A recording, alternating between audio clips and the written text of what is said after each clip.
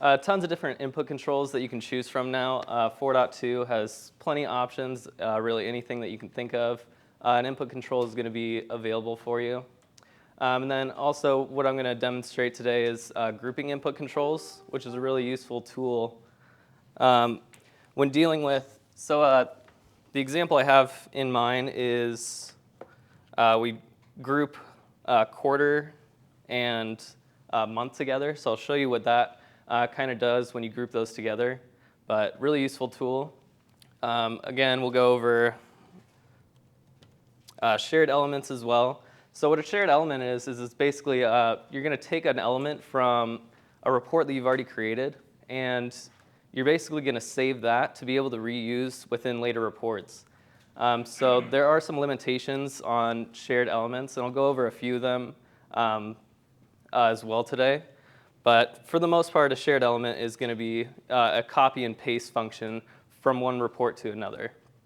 This is going to be a really useful tool when using elements that are utilized often within your organization.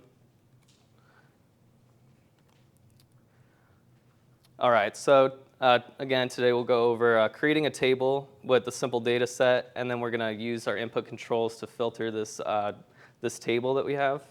We're also going to go over single selection input controls, like I said, such as an entry field, a combo box, and a list box as well.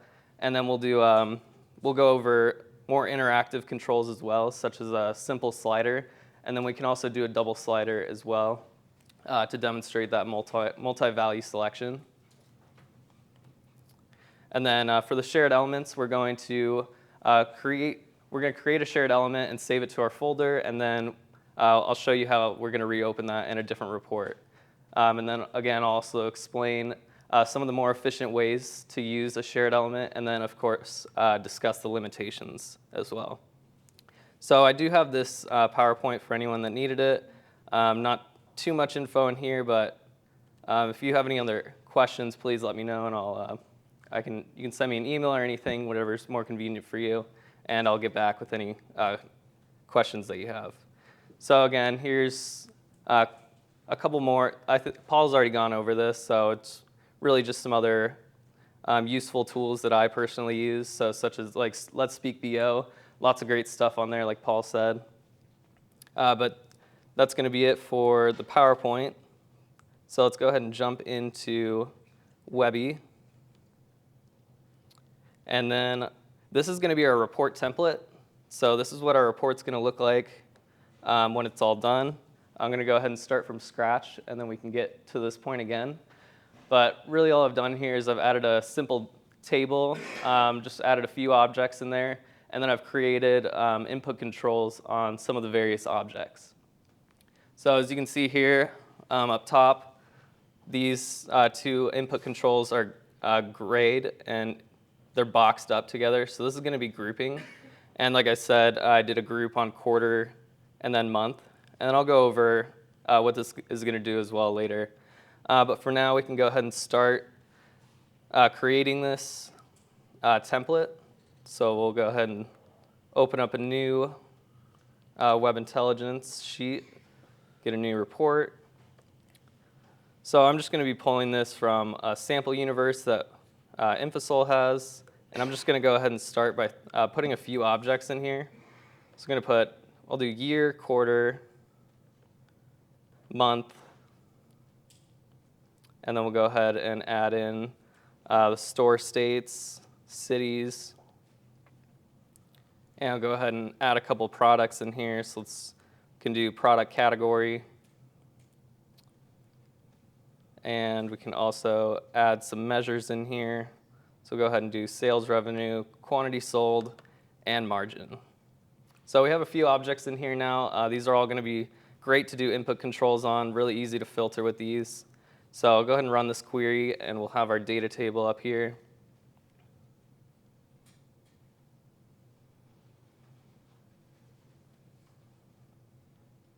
Maybe. There we go. All right. So this is what it's going to look like right off the bat. So what I did to start with, I actually just did a break here, or I created a section as well as a break. So I just did a section on the state. So to do that, all you do is right-click on California here in the actual data, and then we'll set this as a section.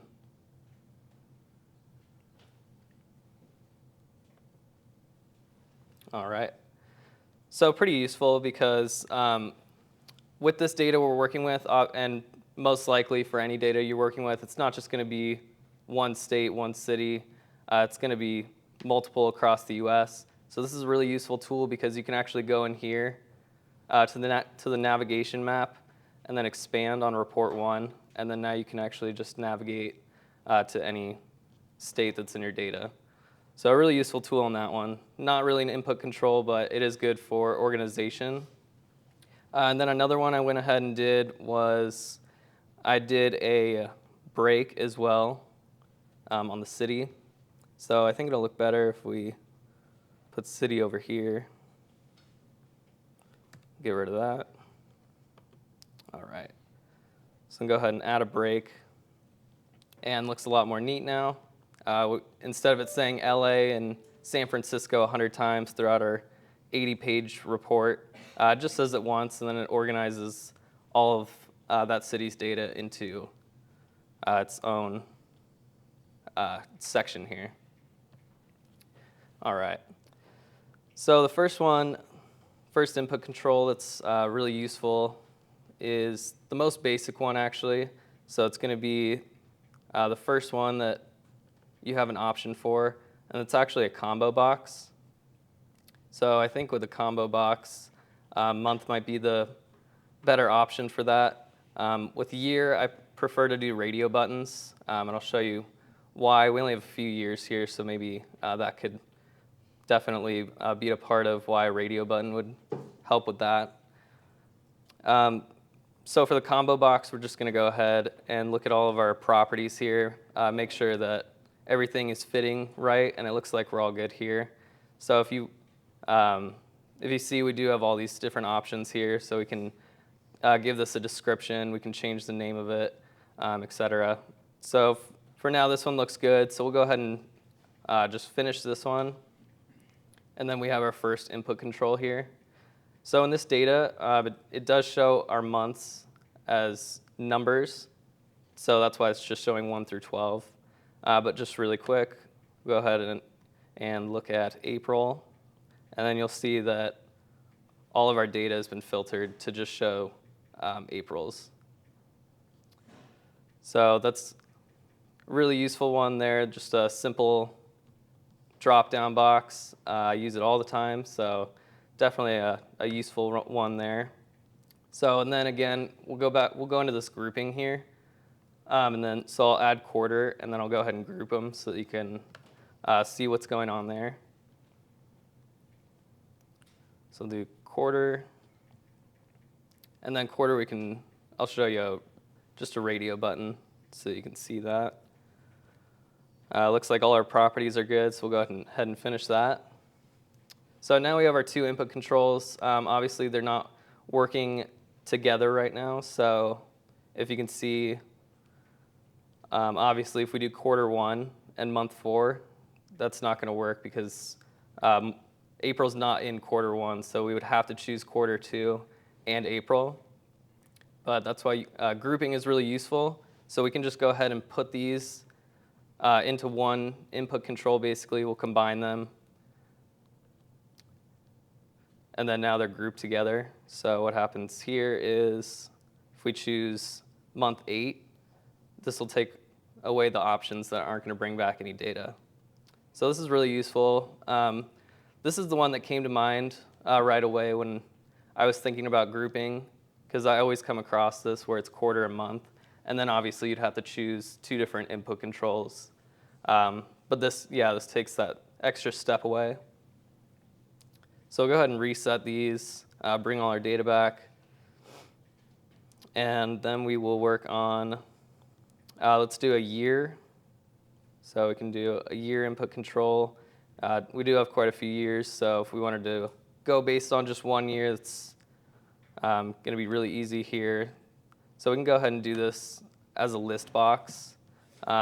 but we'll do the multiple selections. So like I said, it's not typical that you're just going to want to see 1 year of data. So you're going to want to choose, you want to see 2012 through 2015. So that'll be possible with this multiple selection option. So let's take a look at our properties. Looks good here. So we can change the number of lines so we can give ourselves a little more room. And then I'll show you what that does when we finish here. So all it's doing here is it's showing 4 rows of our data, rather than if I change this to, if I did this as number of lines 5, then it's going to bring up an extra row here. So it just saves a little bit of room. That's all it does. So I like to do it with less data showing, because of course you do have all the data still in here. So let's go ahead and choose, we'll do 2014 through 2016. Well, I guess it'll be easier if I don't show 2014. So do 2015 and 2016, and you can see it just filters to those 2 years. So yeah, multiple selection box is definitely the go-to. Typically, you're not going to want to just use filter based on 1 year, but of course you can. Just because it's multiple selection doesn't mean that you have to choose 2 options. So definitely the better go-to for that one. So next one that I did an input control on is the city. So we do have quite a few cities here, so it's going to be better for us to do a list box so it doesn't take up as much room. So I'll go ahead and create a new one on city. And we can go ahead and we can do a combo box as well. It looks like that's what I did on, yep. So combo box is only going to show that 1 row of data, so it's just going to show that 1 number at a time. So we'll go ahead and do it on the combo box. Finish this. And then here we have all our cities. So another one that we can do for grouping wise is we can actually do city and then state and group those. So it's going to obviously filter out anything that isn't in. So if we choose California, it's going to filter all these except for San Francisco and LA. So I'll go ahead and create one on that real quick. Do state. Can do a combo box as well. And then we'll go ahead and group these together.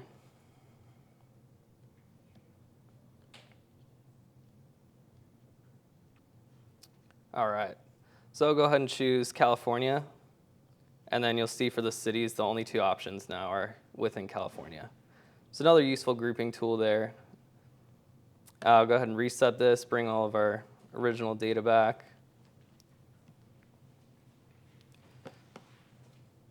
And it looks like the last one I did was for category. I think that was a multiple selection as well. So yeah, I did a list box, but multiple selections. So again, what that's going to do is it's going to allow you to filter based on any of these categories that you want, and you can choose however many you'd want as well. So just going to look at the belts, bags, wallets, Bermudas, and boatwear. And there we go. So it's filtering just on those 3 options that we've chosen. All right, go ahead and reset that one. So this next one I'm going to go over is probably one of my favorites. I think it's a pretty cool tool for the multiple selections. I'll do it on sales revenue. And then what I'll do is a double slider. So this is going to be the multiple selections because you have to choose a starting and an ending value. So basically what it's going to do is use this filter operator, and it's going to do between.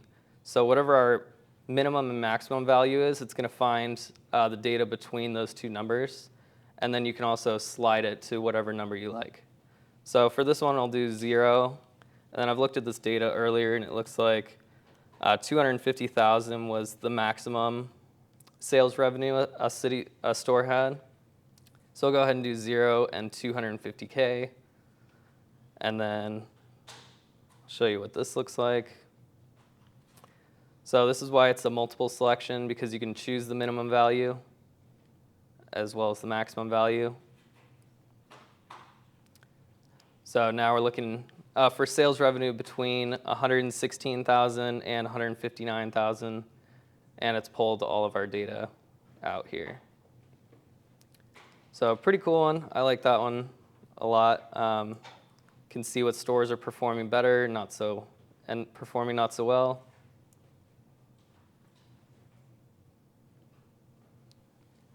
So we can see our lower revenue stores when we filter from 0 to whatever number you're looking for. But yeah, that's a really cool input control. I like that. I'm not sure if this one is new to 4.2 SP6. I think this one's. Yeah, I agree. I tried looking into it a little bit more. I couldn't find what service pack it came out in though. So now we've got all of our input controls here. We can go ahead and reset and bring all of our data back. So what we'll go over now is how to create the shared element. So what this is doing is I've taken this from this template here, and I've just opened it into a new report. So really easy. I'll save this first.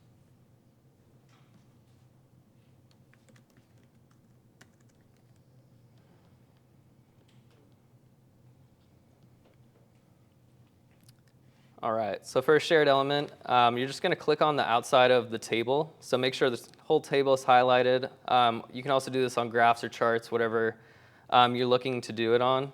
But you have to make sure when you're creating a shared element, you have to be careful that you don't have any variables in play.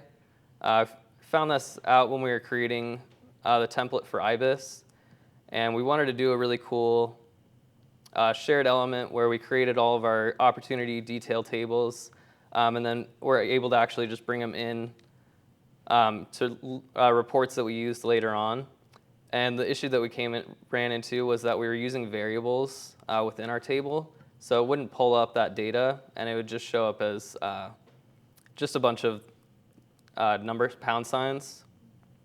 So we found out that it was because of variables. So you just have to make sure that you're not using, that your table is not utilizing any variables. Otherwise, you'll have to create that variable in the new report before the shared element will work again. So we don't have any variables on this table. So we'll go ahead and save this as a shared element. So it's going to be under linking, and then right down here.